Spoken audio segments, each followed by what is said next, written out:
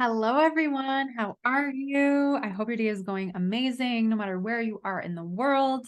Welcome to the No Sugarcoating Podcast. I'm your host, Amber Romaniuk, and this is episode 450. I can't believe we're almost to 500 episodes. I just am speechless. I'm so grateful you all are here with me. I'm so grateful you all are listening.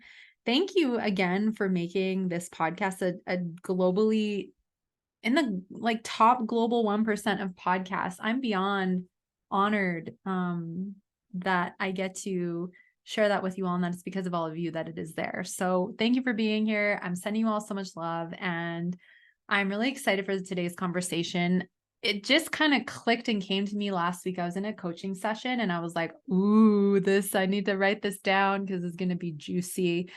I want to help you build more awareness with your ego, that negative voice in the mind. And if you're listening for the first time going, what the heck is the ego? Well, don't worry. I'll give you a little bit of a heads up about that today as we dive into the episode. And for those of you that already know, it's going to be a great refresher because the more repetition, the more awareness you have, the easier it's going to be for you to catch and shift your ego. So we're going to talk today about physical, emotional, energetic ego triggers. So different things that are going on in our mind, our body, our energy field that will trigger us to give our power away to our ego. And we're going to then kind of break down some of the things that make the ego get easily triggered, because the more imbalances and reactions and things we have going on, the easier it is for the ego to get triggered. And how do we start to take our power back when the ego does get triggered? And this is really important because the more triggered our ego, the more cortisol spikes, the more hormone imbalances, the more sensitive digestion we have, the easier it is to binge and emotionally eat. The more critical we are of ourselves, the more it drops our frequency because we're sitting in more anger, frustration, lack, hatred, judgment, negative, icky emotions. I mean, they're not icky, like we're human, we're going to feel them all, but you know what I mean, and a lot more. So if we want to shift truly our health and our behaviors and our relationship with our body and food and the way we show up in the world and what we want, we have to be willing to work on the ego. You all know this if you've been listening to the podcast. It is a vital part of doing this deeper work. So we're going to have a very amazing conversation about this today, and you're going to absolutely take a lot away. So make sure that you have your journal handy because, of course, there will be the weekly journal prompts. And those, I hope you guys are enjoying and that you're using them because it's another great tool that I'm giving you. So a couple key announcements. The show notes for today's episode can be found at amberapproved.ca/podcast/450-450. Holy moly, we're going to have a huge party when we hit 500 episodes. Can't wait. Friendly reminder to subscribe to the newsletter. The link is below. If you're watching on YouTube, hello. And if you're listening, you can get it at the show notes. Because like I said, there is some fun stuff, not so fun stuff going on with the government and censorship. And one day they might just decide that iTunes and podcasts aren't a thing in Canada anymore. So make sure you subscribe to the newsletter or you can listen to all the episodes on my website. If that ever comes, hopefully it doesn't. Also, I have a couple questions for you, and then we're going to dive into the episode because I feel like this is the time of year where I hear this so much and I just want to plant a seed. So do you ever notice how life doesn't slow down and someday isn't coming anytime soon? You're like, one day when I'm ready, I'll make the changes. Someday in January, in March. Oh, now the rest of the year is a free for all. And then you're still struggling with emotional eating. You're still binging. You're still bloated. And you're still in the busyness of life, people pleasing and putting yourself last on your priority list. And that's all contributing to the weight gain, the heartburn, the skin issues, the fatigue, the self-loathing that you're still stuck in the same place and nothing is working, right? Or maybe you're in the mentality of, I know what I need to do. I just need to do it, or I just haven't done it. All of these are blocks. Okay. We get in our head and we block ourselves and we stay in the way of us healing and creating food and body freedom. So if you're relating to this and this is you in this mentality, I really encourage you to reach out because the present moment or the now, like right now, as you're listening to this podcast, this is the now moment. And this is the time we have to make the change. It's really the only time because in the moment we get to choose. And as you know, I have been offering a really incredible savings on my long-term 6-month, 1-year, and 4-month coaching programs for one-on-one support. So if you want to take advantage of this savings, email me info@amberapproved.ca with the subject line coaching savings, or book a 30-minute body freedom consultation. So all you do is go to amberapproved.ca, click schedule a consultation. It's the body freedom consultation. You fill out an intake form. It's $50 USD. If you sign up for a program, you get that back.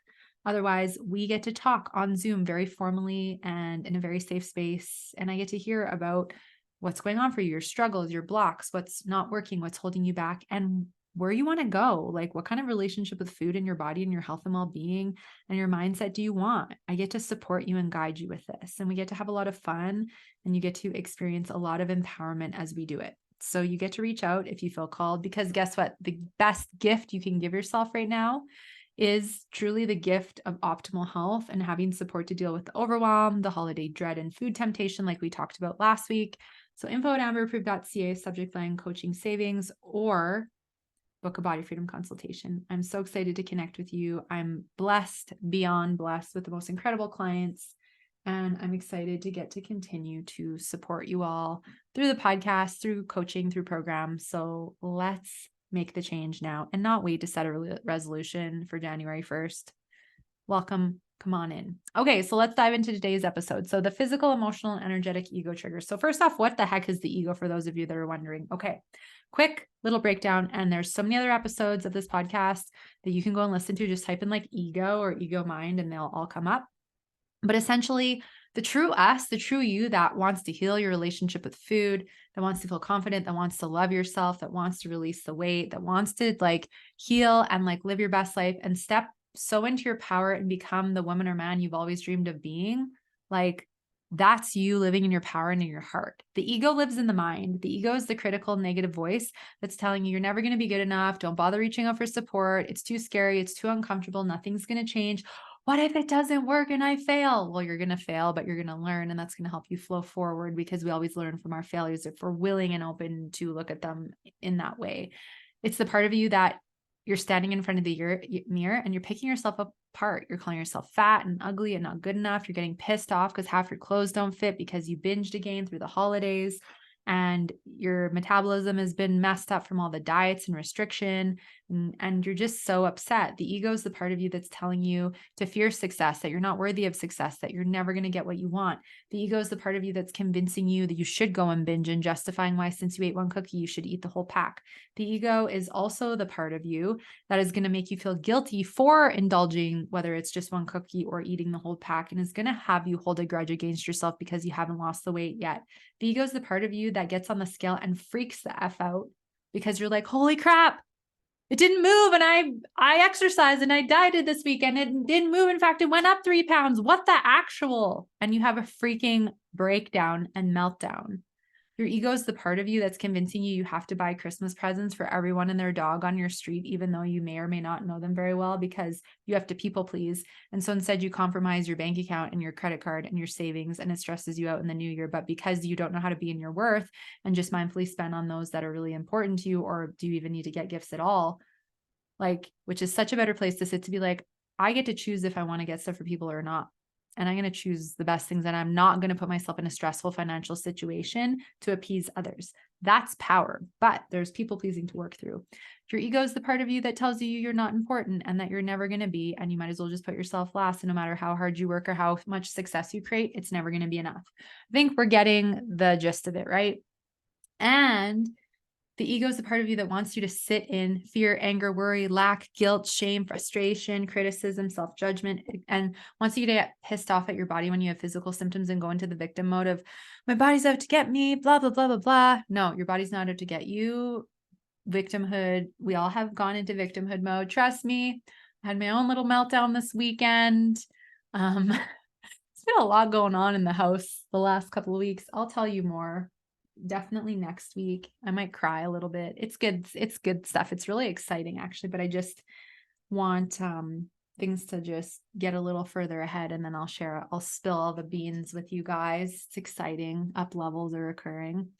And I had my own breakdown, and my victimhood came in, and I'm like, oh my God, like this doesn't happen very often anymore. I'm so grateful, but like, I'm totally in victimhood mode right now, and I'm totally projecting. And then I'm like, just let me have my moment. I had my moment. I let it all go. And then I'm like, okay, breathe, taking my power back, moving forward. Like, we're human. It happens to all of us.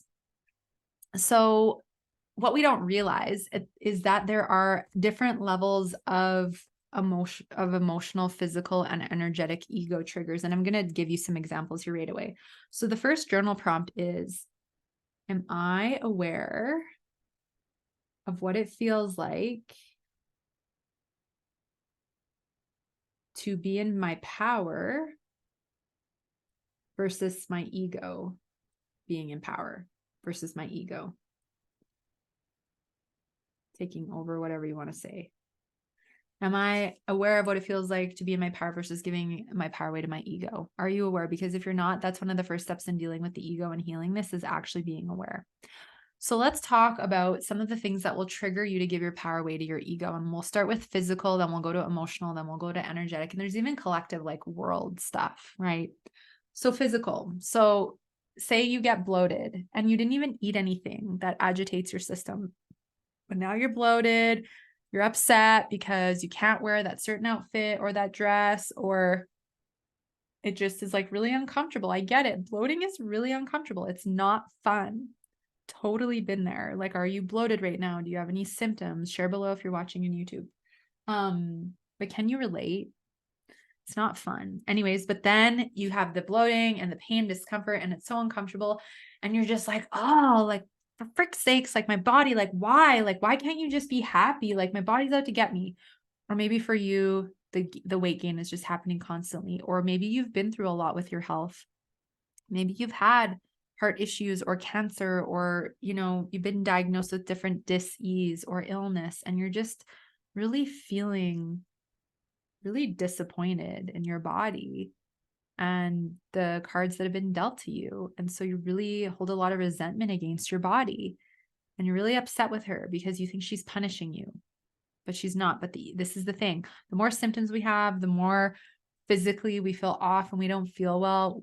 Obviously, it has a significant impact on our mood. And the more it impacts our mood, well, hello, the more the ego is going to get triggered, because the ego thrives off of our negativity and our suffering, and it wants to be in control. So the more you react negatively toward your body, your symptoms, your weight gain, etc., the easier it is for the ego to take over. And obviously I went through this lots. Like I get bloated and then I get so pissed off and upset. And then I would give my power away and go into victimhood mode if I didn't lose the weight.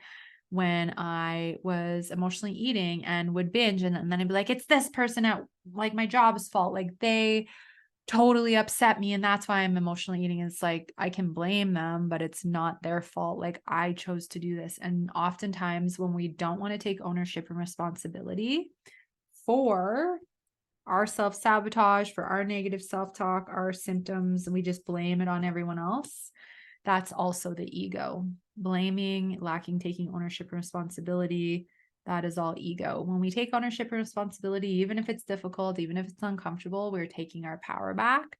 And that is really important to work on, taking steps toward, my friends. And I can help you with all of this in coaching and support. So this is where I encourage you to reach out if you need it. So physical, you get bloated, you see the number on the scale, you don't like it, you get another migraine, right? You get chronic pain that flares back up again. Your skin breaks out again for like the millionth time, and you've been having chronic eczema or cystic acne or rosacea for years, and you're just at wit's end because it really takes a hit on your confidence. So the more you react, the more you have a symptom, and then all of a sudden the cascade of events that goes is like, you feel the symptom, right? And then you attach specific emotions to that symptom: anger, sadness, fear, worry, frustration, disappointment, despair, hatred, victimhood, right? You get worked up, you get pissed off. Maybe you have negative thoughts that you say, like your body's out to get you, or it's just, if it's not this, it's something else, right? But there's usually negative limiting beliefs that come along with it. And the more worked up you get and the more reactionary you get towards your physical symptoms, this is the ego working you up. Usually the bigger the physical symptoms get, because you are flooding more cortisol and adrenaline through your body. And the more of a fight or flight stress response you put your body in, because you've given your power away to your ego and your ego's now in control, and you feel like you're fighting with your body, the more heightened and intensive your symptoms will usually get, because the more stress the body, the more big the symptoms get. Okay. Does that make sense? that is big. When I used to really have a lot of urethral discomfort, it felt like I had a horrible UTI, like stabbing pain. I get so reactive because obviously it hurts so bad. How can you not react when you're in excruciating pain? But what I started to realize is the more reactive I would get, the worse the pain would get. And the more, it was hard in the beginning, but the calmer I could stay when it came up and actually breathe through it and actually start to talk to my body and go, like, why is this happening? What's triggering this to come up?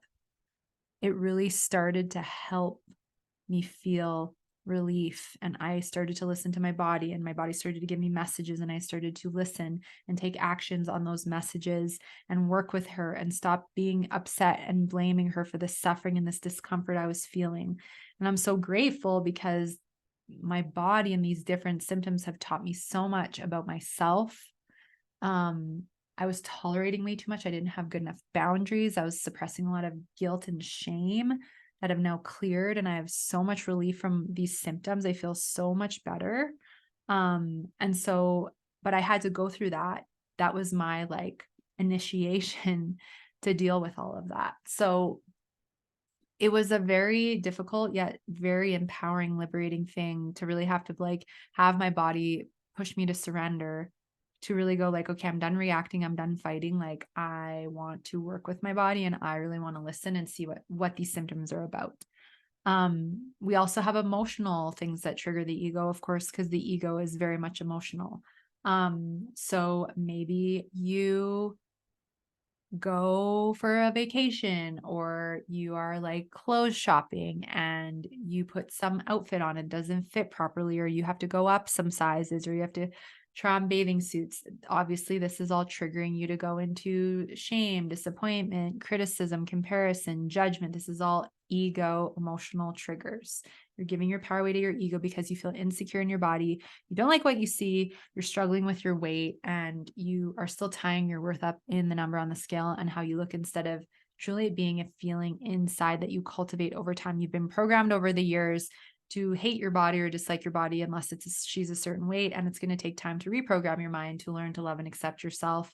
Doesn't mean you can't lose the weight, but it's about acceptance and safety. Weight is a protective mechanism the body hangs on because she doesn't feel safe, and that all starts to shift a lot more once we start to work with our bodies, minds, and souls, and not against them. But of course that takes time, and you're all human. We all have our moments.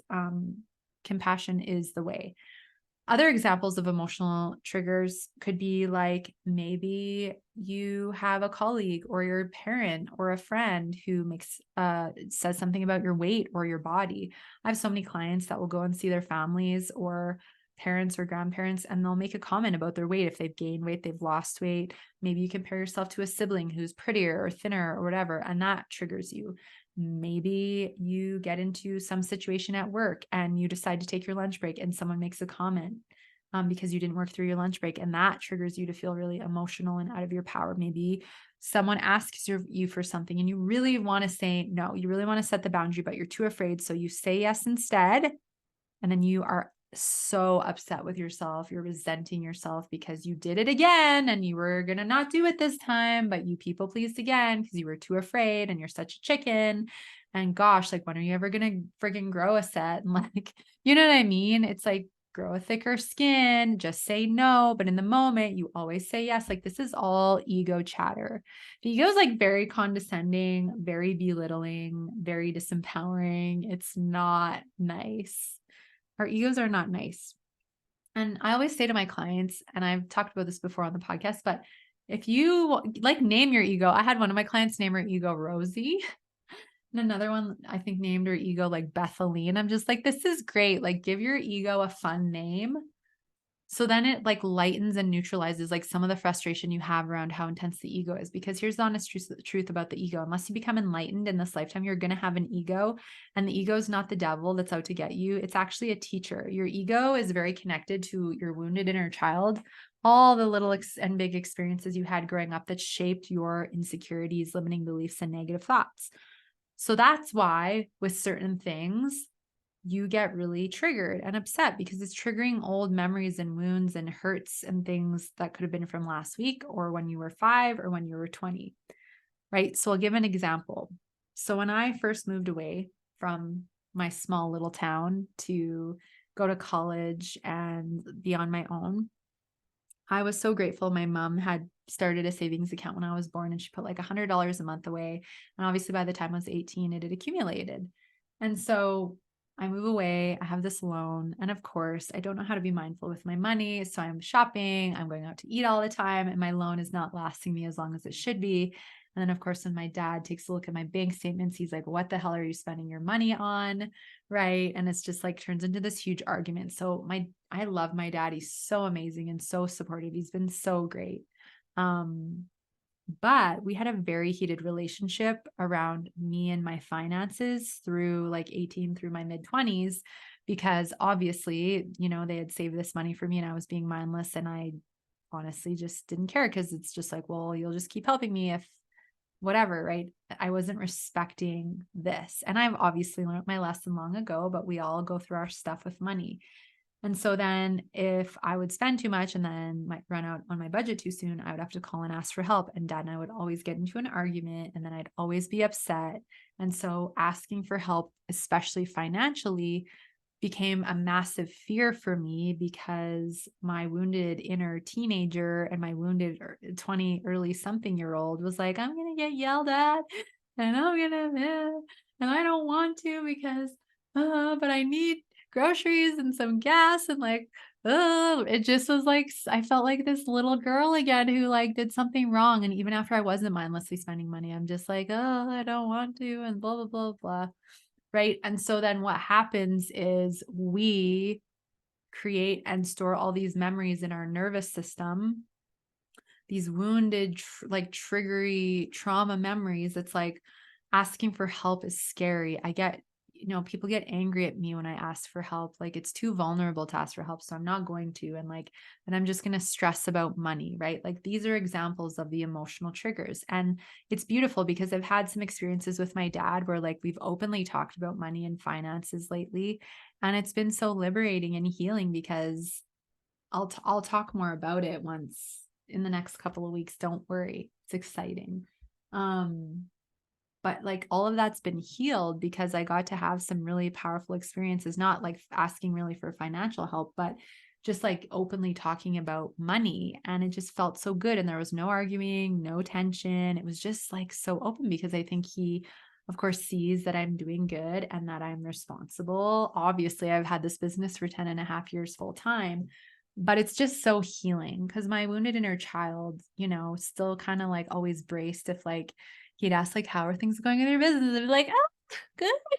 Right. It's the wounding. So we can have all kinds of things that emotionally trigger the ego. You look at yourself in the mirror, you don't like what you see, you get on the scale, you're unhappy with the number, you're pissed because you binged again, right? All of that. And then the energetic triggers. So this is like energy, this is frequency. So if you hang out with a friend and they dump all their stuff on you, and then you leave and now you feel angry, you feel overwhelmed, you can get worked up and be like, why do I feel angry now? I felt fine before. Why can't I just feel good? And then you're upset because you don't realize you've taken all the stuff on from your friend. And then you get upset with yourself because you think there's something wrong and that you shouldn't be feeling this. Or like there's a full moon and emotions and energies are always heightened. And then you're getting upset with yourself because you're feeling like upset about nothing, not realizing that, wow, like I might be taking on the collective energy and it's a full moon and everything's feeling really intense. We have to stop making it wrong if we feel off, even though nothing has happened that should make us feel off, because there's so much energetically going on this planet.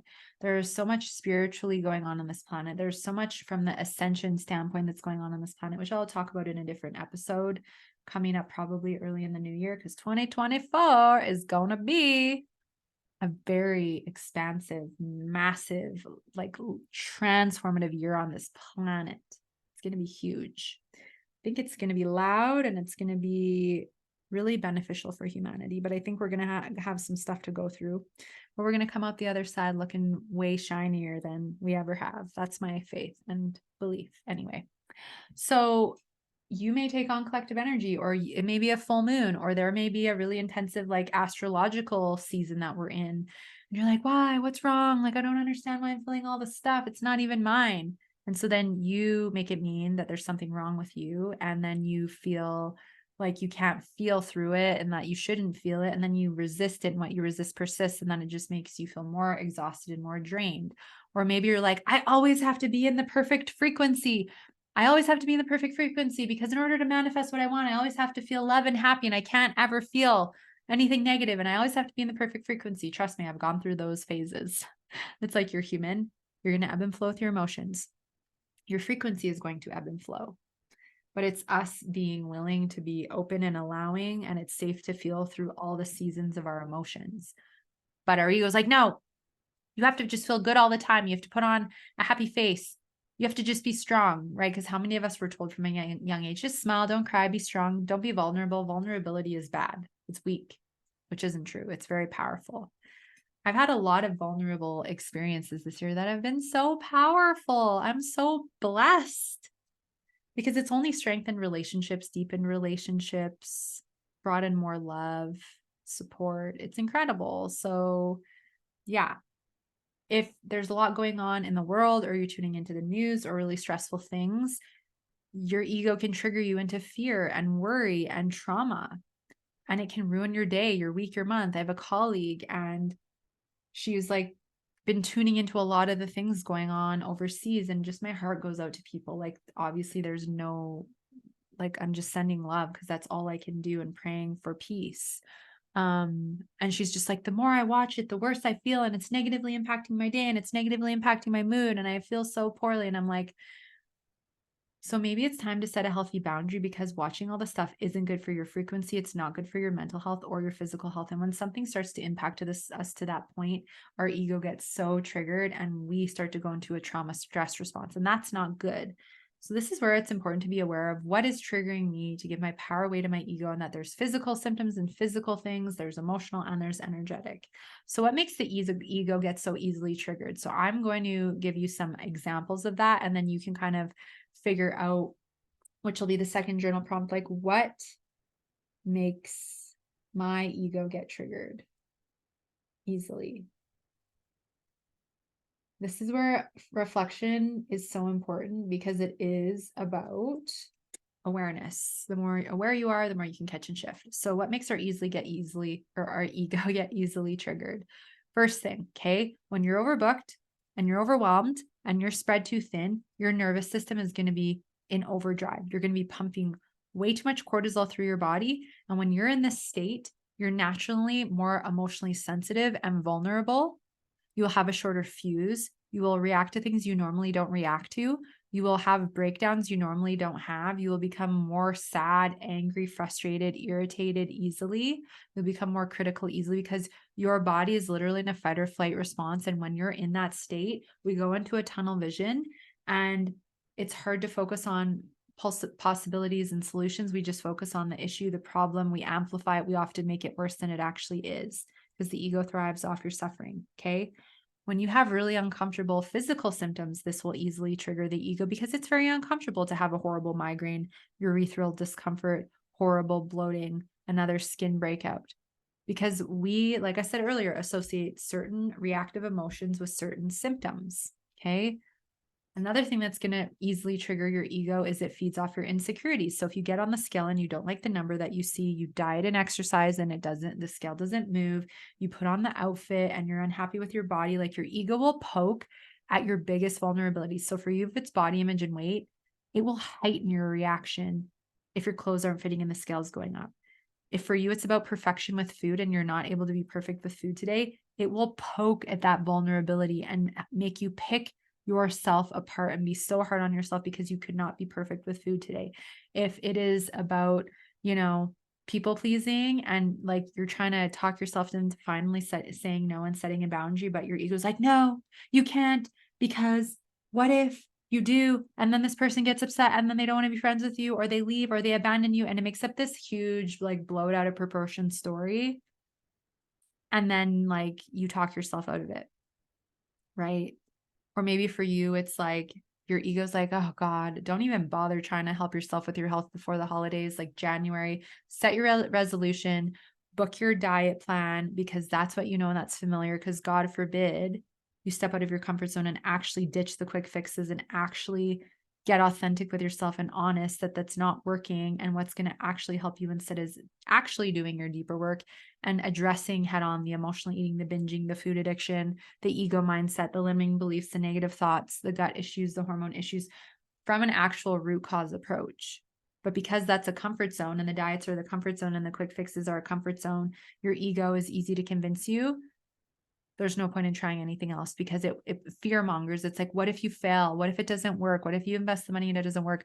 You don't want to have to get uncomfortable. Like, what if, who's going to like comfort you if you can't have food?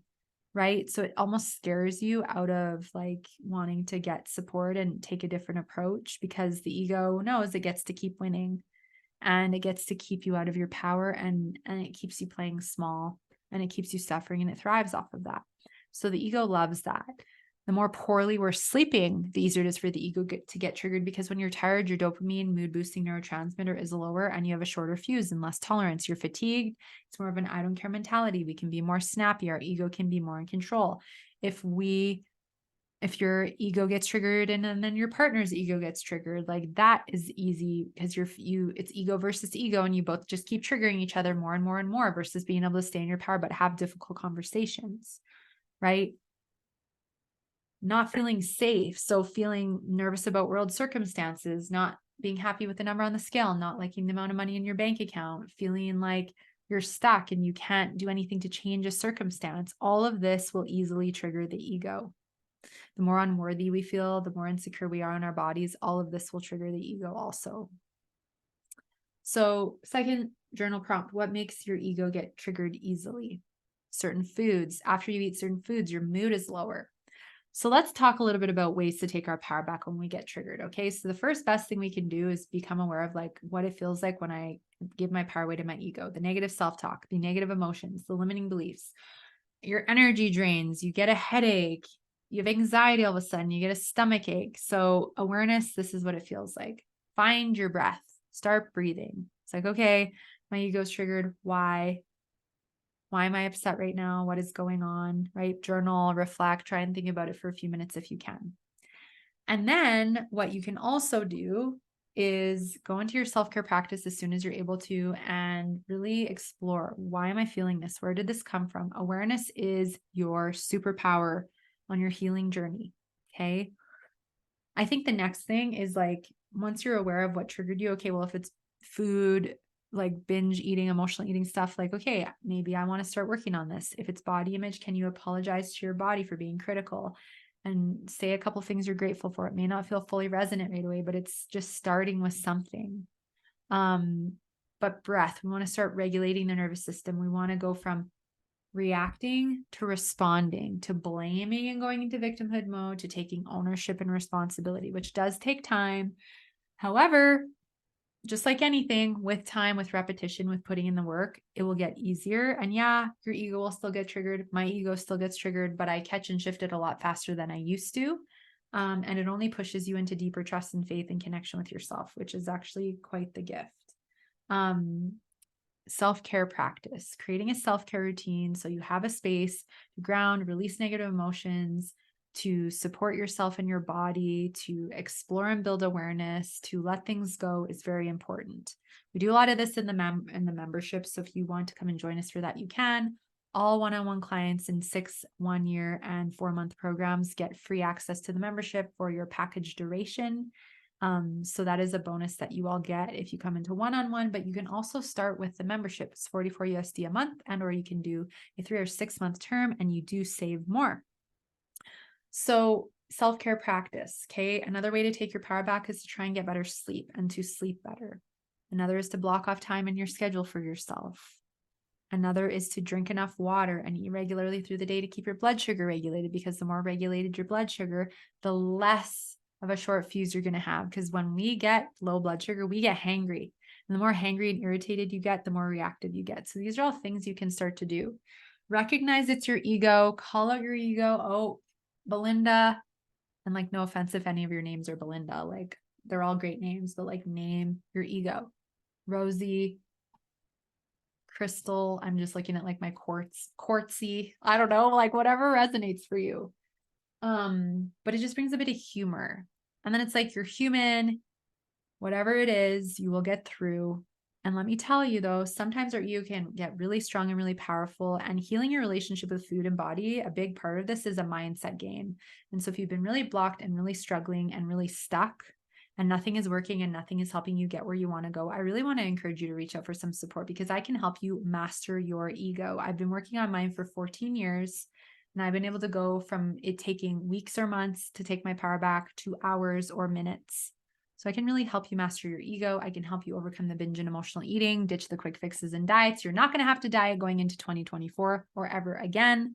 We can do hormone testing. We can assess your gut health.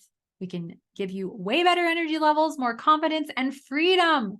Freedom in your mind, freedom with your body, deeper connection, awareness, all these amazing things that you get to have. And your ego gets to get a lot quieter. And if it triggers and you give your power away, you'll have the tools and support to help you work through it and take your power back.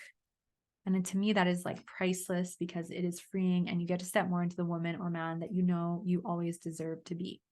So what is the takeaway today? And here's the last journal prompt. What would it feel like